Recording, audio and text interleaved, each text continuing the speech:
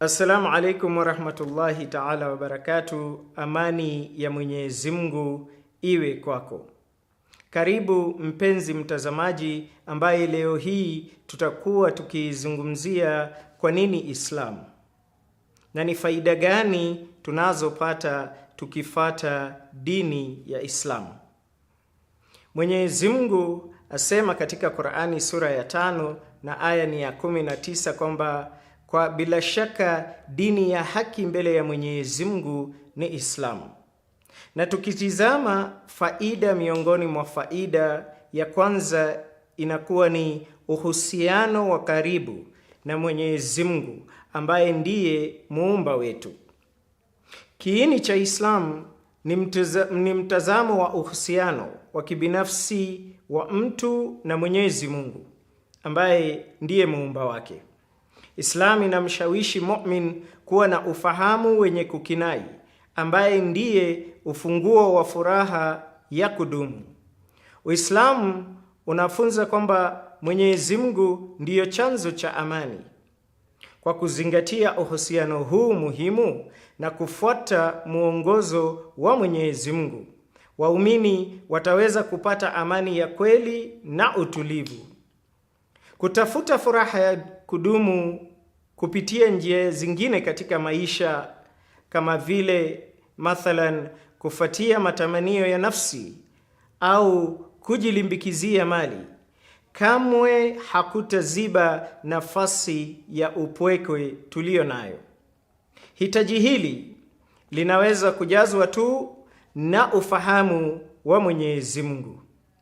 Na sababu ya misingi ya uhusiano huu wa karibu ni kwamba Waislamu wanakuwa na uhusiano wa moja kwa moja na muumba wao. Hakuna mpatanishi baina yao, kama vile wa kuombwa au kuomba dua kupitia wengine katika kumwabudu Mwenyezi Mungu. Vile vile katika faida ya pili ni mtazamo mzuri juu ya maisha. Islam inampa mtu mtazamo uliokuwa wazi juu ya matukio mazuri na mabaya yanayotokea maishani mwao. Na sote twafahamu kwamba matukio haya yanakuwa ni majaribu kutoka kwa Mwenyezi Mungu. Islam inatutumainishia mtu kuelewa matukio yatokayo kuwa ni katika muktadha wa kusudi la jumla la maisha, ambalo ni kumtambua Mwenyezi Mungu na kumtii. Kwani Mwenyezi Mungu aliwaumba wanaadamu, akawapa akili na khiari ili awajaribu kama ni nani atakayeamua kwa maksudi kufuata muongozo wake. Maisha tulionayo lazima tufahamu ni uwanja wa mwisho wa majaribu, na ingawa hatuwezi kudhibiti kila kitu kinachotokea kwetu kama wanaadamu, twaweza kujidhibiti sisi wenyewe jinsi tunavyopokea. Na haya yanathibitika katika Qur'ani katika sura ya 67 aya ya kwanza na ya pili.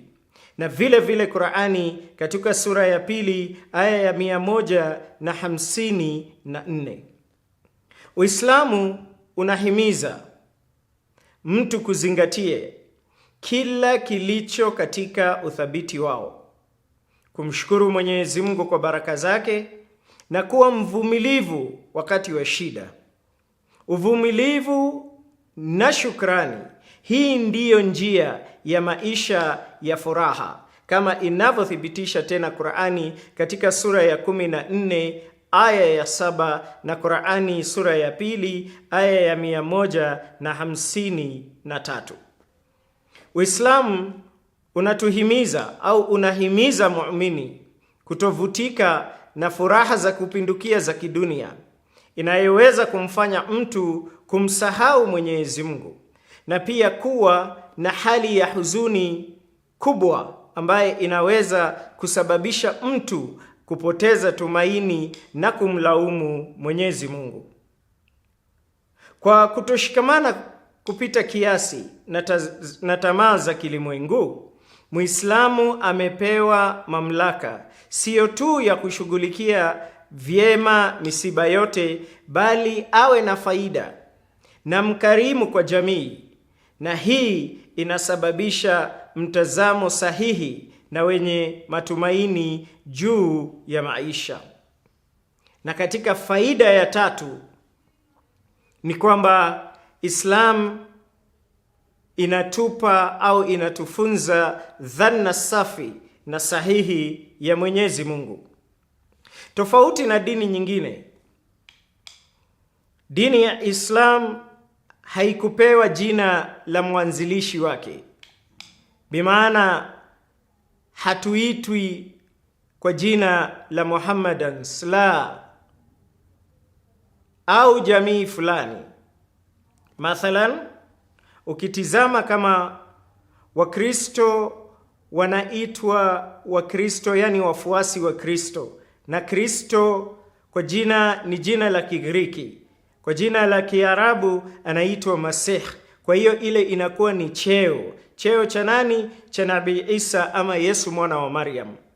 Vile vile ukitizama kama Wahindu wanaitwa watu ambao ni wafuasi wa Hinduism.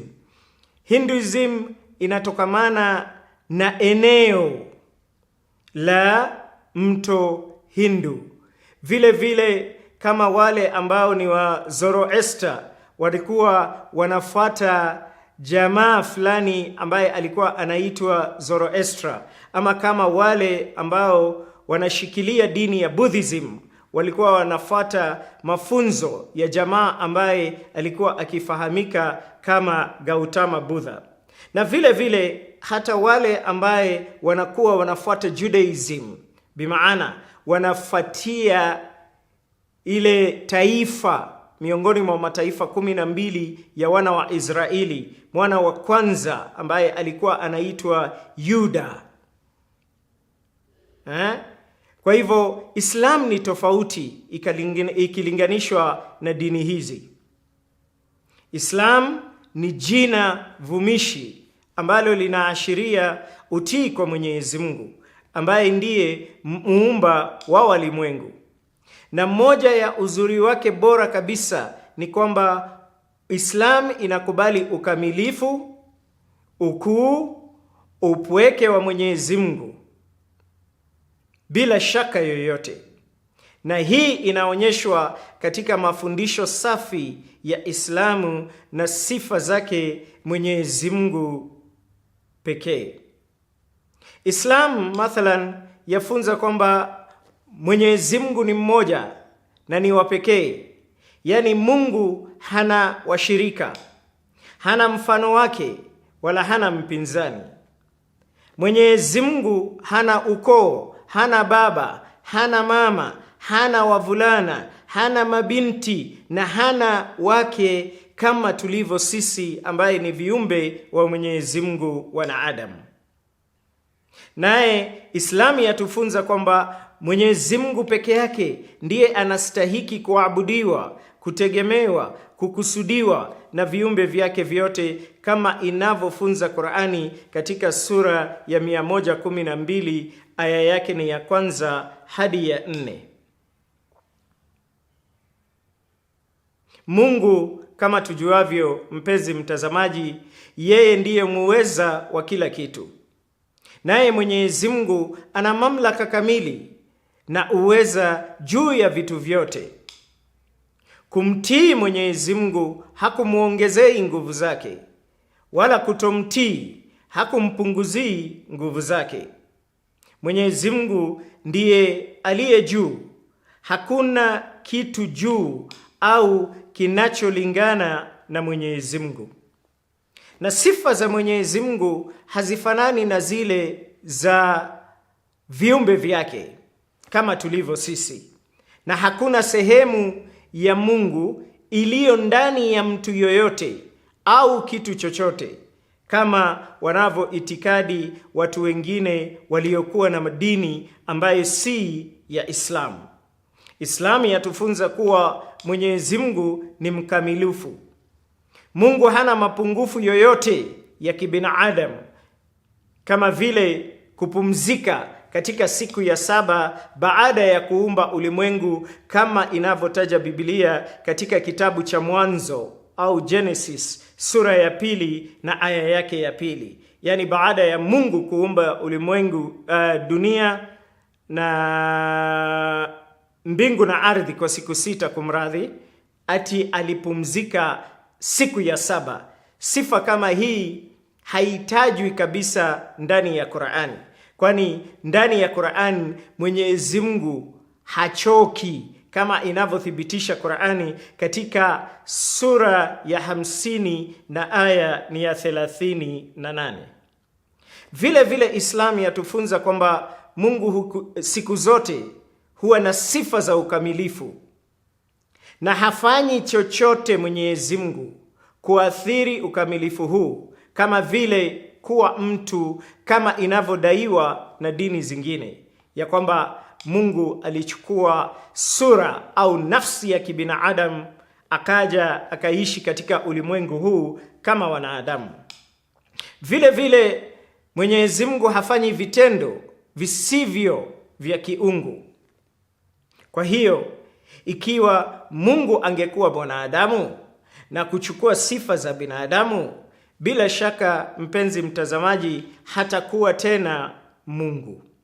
Kwa hiyo kufikia hapa tunamaliza sehemu ya kwanza ya kipindi chetu. Hadi wakati mwingine atakapotujalia Mwenyezi Mungu Subhanahu wa Ta'ala, tutaweza kuendelea na sehemu ya 2 katika mada yetu ya kujua ni nini kuhusu Uislamu na ni nini faida za kuwa Muislamu. Assalamu alaikum wa rahmatullahi ta'ala wa barakatuh.